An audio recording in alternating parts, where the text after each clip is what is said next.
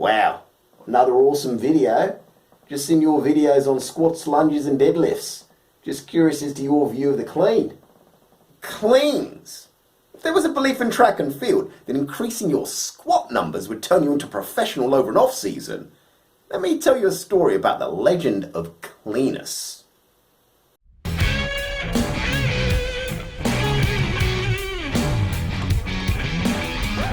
Preach!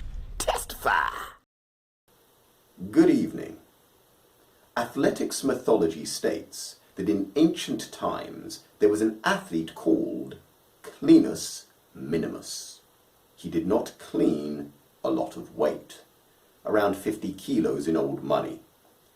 He would watch his adversaries doing their cleans in the Lyceum with twice that weight, but he thought that they wasted their time. He focused on running. When the games came around that year, he ran 13 seconds for a 100 meters, came last, and was booed off the track by the hoi polloi.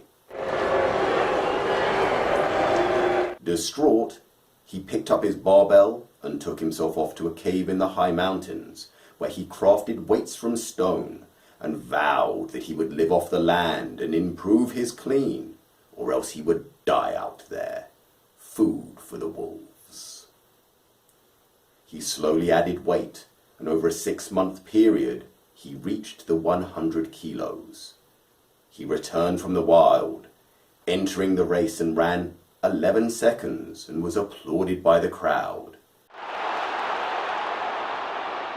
His honors were so great they renamed him Cleanus Medius. Bolstered by this adulation and acclaim, he decided to improve further still. He took himself back to the cave in the mountains and crafted his rock weights again to take him in small jumps all the way to 140 kilos. He trained long and hard and diligently for months. 2 weeks before the games, he achieved his lift, hoisting 140 kilos from the floor and catching it. In a show of hubris, rather than setting the weights down, he dropped them from that height and they shattered. He left the cave and returned to the city and entered the games. And what do you think happened? Did he run the same time? Did he win the race and the adulation of the crowd and run sub 10.4? Did the crowd rename him again? Cleanus Maximus? Did he get injured? The majority of accounts concur that Cleanus was probably doing a move called a power clean. This meant that he pulled it up off the floor, but rather than catching it in a deep squat position and then front squatting it into standing, he threw it up and jumped his feet out to the side to catch it. Jumping the feet out might seem like the lazy version of getting the hips into a lower position to catch. However, this more industrious method of catching, as used by Olympic weightlifters in the hole at the bottom of the movement, requires incredibly fast, eccentric dropping motions, which isn't particularly beneficial in athletics. This may be considered a place where the partial movement might be better. The weight that you can lift is less with a power clean, because you cannot get truly low. Now, other versions of the story have Cleanus doing a hang power clean. This is where you start the lift at around kneecap level and then do the same as a power clean. There's an interesting phenomenon that occurs when you start lifting from the midway point. When you start from the floor, you start from a dead stop. This is akin to the dead stop of the block's start position. When you start from a hang position, you incorporate a slight drop and pull.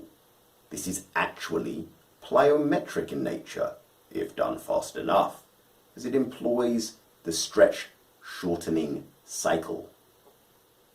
So rather than being a cop-out, you are creating a movement that is actually far closer to the athletic requirement of plyometric power in the hips.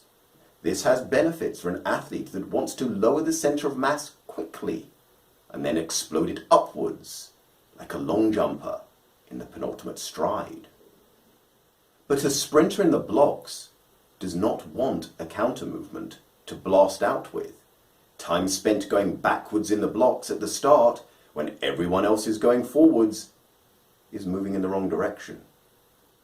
But in yet another version of the story, he did the clean, but in the style of an Olympic weightlifter, dropping into the hole. Legend has it that he got an amazing start because of it, but the scrolls are not clear about what happened to him after 40 meters. In other more obscure versions, the texts say that in order to get from 100 to 140 kilos, his technique changed. Whereas before he would use his legs and glutes, as the weight got heavier, he started to use his back and traps more. He didn't actually become any faster, as it had changed his starting mechanics. There is an Aramaic version of this story where his clean starting position actually changed over time as he refined and honed his technique. He became more efficient at the technique of doing clean, so although the weight went up, the translation wasn't a linear line into his sprinting times. He got diminishing returns of his effort, becoming less sprinter who cleaned and more cleaner who sprinted. In a Mesopotamian version translated into Sanskrit, it stated that he hadn't really learned how to do the bend and squat pattern properly in the beginning. So when he went from 50 to 100, he did it with faulty movement mechanics. However, it was a 100% improvement. But as he went above the 100 kilos, he got no further improvement at all because he was not using the right patterning, and he eventually ended up getting injured. A rare parchment has an addendum that says he returned to the city, was demoted back to cleanus minimus, and ended up getting a mop job in an ancient tavern where he would tell people his story of woe. There is rumoured to be a version, popular with scholars, that he actually lifted the 140 kilos, but did not run any faster, because that was no longer his limiting factor. Whisperings have evidence in the Pope's personal library in the Vatican, in a very old copy of Aesop's Fables, that the Greek slave Essop visited him earlier in the cave that year and said, "Solvus your limiting I factus quaem saepe calerime." But I have been unable to substantiate that. So that is the legend of Cleanus. I wish you good night. Well, as an exercise, if done with the correct movement pattern in a power clean, it can be pretty useful to sprinters. It'll make you faster because it'll considerably improve your rate of force development, as well as increasing your power to weight ratio in a favourable way. But if you don't know what you're doing, and you just got some plan over a winter to tug some heavy old weight off the floor, it might actually help you initially at the lower ends of the weight spectrum, but as you get heavier and stronger, you're probably just going to get injured.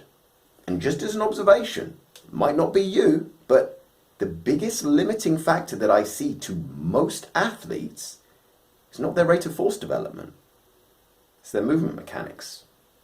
Anyway, next week I'll review the East End crime caper, directed by Guy Ritchie, about Turkish, the Olympic weightlifter who throws weight above his head and catches it.